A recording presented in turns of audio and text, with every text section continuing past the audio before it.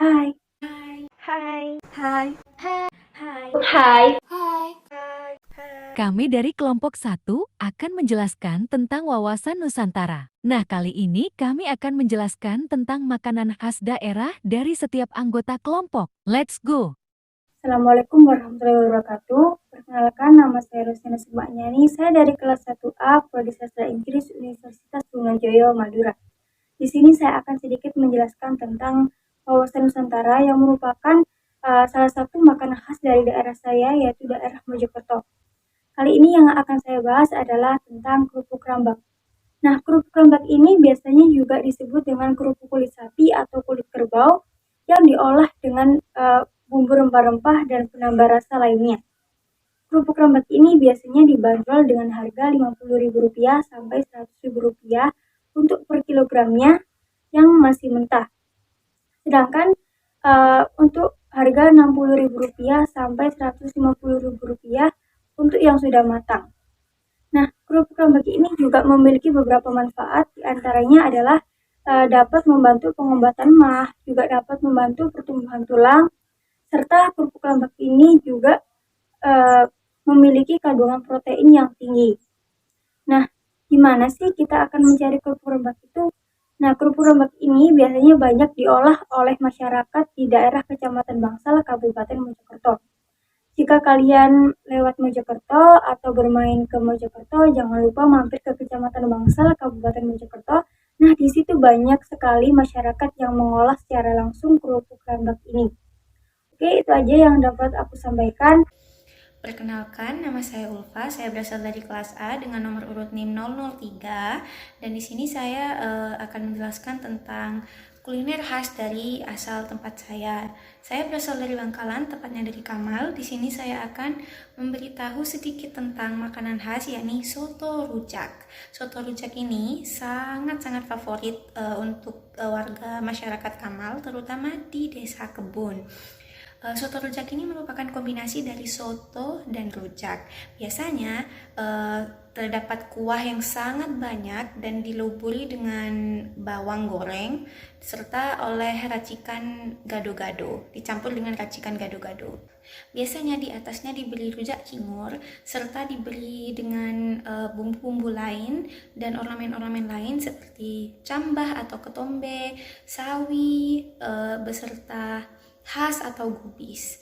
Biasanya soto rujak ini sering dijumpai oleh pedagang kaki lima. Biasanya kami sering menemukannya jika pedagang kaki lima lewat di depan rumah. Biasanya berbunyi bel dan berbicara rujak soto, dan itu sangat enak. Harganya sendiri sangat reasonable, masuk harga. Range-nya itu dari Rp10.000 sampai Rp5.000. Sangat murah dan porsinya pun banyak. Biasanya soto rujak ini disiap sajikan atau dihidangkan bersama dengan lontong beserta nasi yang baru saja dimasak. Ya, jadi masih anget-angetnya, dan kadang juga disajikan bersama dengan bubur. And on top of it, di atasnya itu ada kerupuk. Nah, kerupuknya ini kerupuk kulit dan kerupuk peyek. Kerupuk peyeknya sendiri bukan kerupuk peyek kacang, tetapi kerupuk peyek teri, dan kerupuk kulitnya merupakan kerupuk kulit biasa, in general kerupuk kulit sapi. Dan biasanya minuman yang disajikan bersamanya minuman gula aren, karena ini merupakan perpaduan yang sangat serasi. Jadi kalau ingin berkunjung ke Kamal bisa coba kuliner ini. Assalamualaikum warahmatullahi wabarakatuh. Perkenalkan, nama saya Nurman Juwita, bisa dipanggil Juwita. Saya mahasiswa jurusan Sastra Inggris dari Universitas Trunojoyo Madura dengan NIM 210511100004. Nah, di video kali ini saya akan menjelaskan tentang makanan khas yang terkenal dari daerah Bojonegoro. Bojonegoro sendiri merupakan daerah dari kelahiran saya. Saya berasal dari Bojonegoro. Nah, makanan khasnya dari daerah Bojonegoro yaitu ledre. Ledre sendiri termasuk dalam makanan ringan yang berbahan utama pisang. Masyarakat Bojonegoro telah memanfaatkan hasil sumber daya alam yang melimpah, yaitu pisang, untuk dijadikan olahan khas dari daerah Bojonegoro. Nah, bahan dasar untuk membuat lidri sendiri yaitu pisang, tepung beras, santan, gula pasir, telur, dan minyak kacang. Bentuk dari ledre sendiri mirip dengan astor, di mana bentuknya itu mirip gulungan yang panjangnya bisa sampai 20 cm. Ya, emang ledre ini termasuk dalam makanan yang bentuknya itu panjang-panjang. Selain rasanya manis, gurih, ledre ini juga sekarang memiliki banyak sekali variasi rasa. Nggak hanya pisang, kini ada rasa coklat, durian, stroberi, dan masih banyak lagi. Nah, ledre ini cocok sekali untuk Anda yang suka menikmati santai sambil nyemil-nyemil makanan manis dan minum teh nih, sambil nyantai sambil minum teh, itu cocok banget. Dengan harga yang murah, sekitar 20 sampai 23.000, ini cocok sekali untuk dijadikan oleh-oleh jika mampir di Bojonegoro. Sekian dari saya. Assalamualaikum warahmatullahi wabarakatuh. Terima kasih. Perkenalkan, nama saya Nabila, saya dari Kabupaten Bangkalan. Di sini saya akan memperkenalkan salah satu khas makanan daerah yang berasal dari Kabupaten Bangkalan, yakni nasi serpang. Nasi serpang merupakan nasi yang berasal dari dusun seberang dusun Serpang. Karena si penjual menjual nasi tersebut di seberang dusun Serpang, maka orang-orang menyebutnya dengan sebutan nasi serpang. Nasi serpang tidak memiliki porsi yang banyak seperti nasi-nasi yang lain. Nasi serpang hanya memiliki sekepal nasi pulen dengan lauk pauk.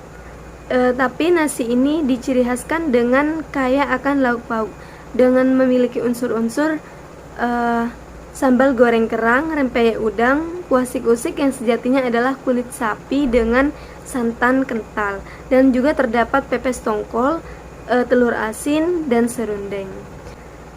Meskipun porsi yang terdapat di dalam nasi serpang lebih sedikit dari nasi yang lain, tapi jika seseorang mengonsumsinya, dijamin dia akan kenyang.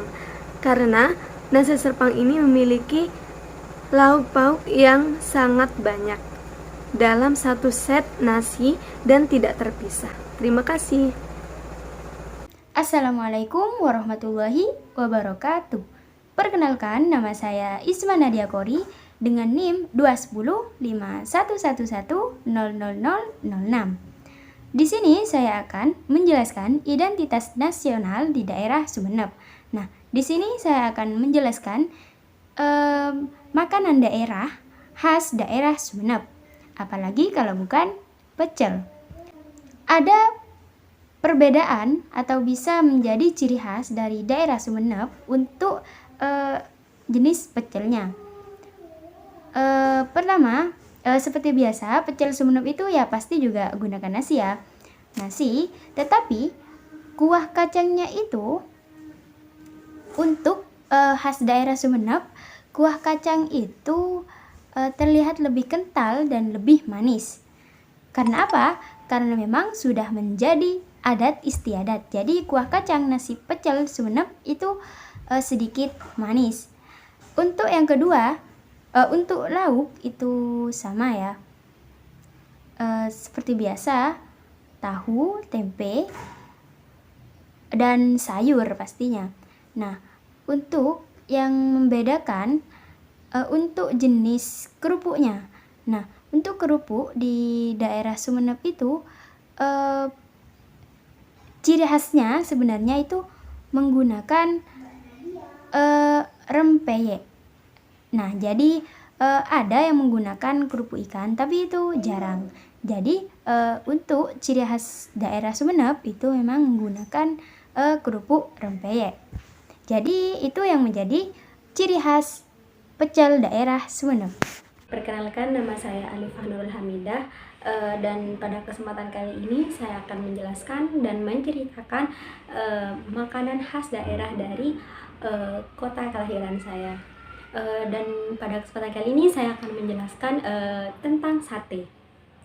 Sate adalah makanan khas daerah yaitu dari Pulau Madura. Dan sekarang sate bukan hanya menjadi makanan khas daerah dari Pulau Madura saja, melainkan sate sudah dikenal hingga mancanegara. Dan bahkan saat ini pula sate juga menjadi makanan tradisional dari Indonesia. Sate adalah makanan olahan yang terbuat dari daging, yaitu daging sapi, kambing, maupun ayam, dan yang dibakar di atas arang. Sebelum dibakar, sate tersebut biasanya dipotong kecil-kecil lalu ditusuk menggunakan lidi maupun bambu. Untuk bumbu tersendiri yang digunakan adalah bumbu kacang.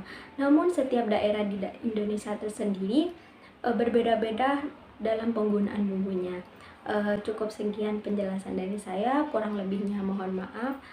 Wassalamualaikum warahmatullahi wabarakatuh. Assalamualaikum warahmatullahi wabarakatuh. Hai, perkenalkan saya Hadi Kotul Janah dengan NIM 008 asal dari Bangkalan, Madura.